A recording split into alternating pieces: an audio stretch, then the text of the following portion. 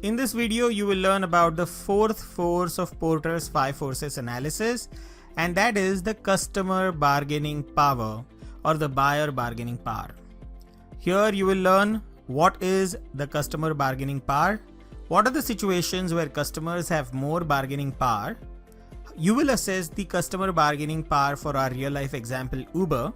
Finally, you will learn the key questions you should ask to assess the customer's bargaining power. Let's begin. What kind of power do consumers have on the price and quality of goods in the industry? Customers are more powerful when they are few and suppliers are plentiful. In such cases, customers can move whenever they desire. On the contrary, customer bargaining power reduces when product differentiation across the market is high and they only buy limited products. So, what are the situations when the customer bargaining power is high? When the customers make high volume or concentrated purchases, when the products are standard and not differentiated, when the products purchased only represent a fraction of the cost, when the profits earned are low, prompting industries to lower their price, when the products do not save the consumers any money, there is a possibility of backward integration where buyers threaten to make an industry's products.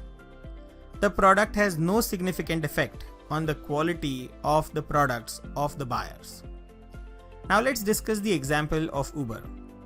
As you know, the customers or buyers bargaining power is reasonably high in case of Uber.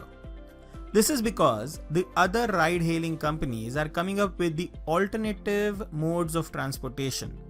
In India, Uber's competitor Ola is not only offering cab service, it has also ventured into auto rickshaws and even bikes as ride-hailing services. Although Uber has favorable prices to the customer, they may have to offer discounts to maintain their position in the market. Just like Uber drivers, customers are also multi-homing. That is, they are switching to competitors by just installing their apps and using their services. Multi-homing does not affect the switching cost. Therefore, the switching barriers are still low. To tackle multi-homing, Uber promotes a compelling value proposition for customers. This includes lower costs, shorter waiting times, and lower transaction and search costs. These are the factors that Uber boasts. Compared to other means of transportation, Uber is more effective and efficient. However, compared to other ride-hailing companies, there is little differentiation. Besides, customer awareness is also high.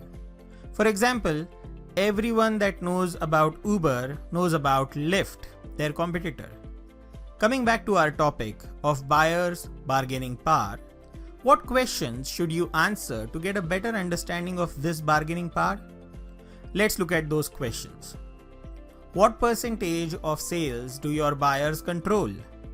What's the volume of orders you receive? How much would it cost your buyers to shift suppliers? Is your product or service valuable enough to the buyers? Focusing on these questions will help you gain insights of your product or service from the buyer's perspective. These will also help you create effective strategies to incentivize your buyers in not switching to your competitors and also dilute their potential bargaining power. That brings us to the end of this video lecture.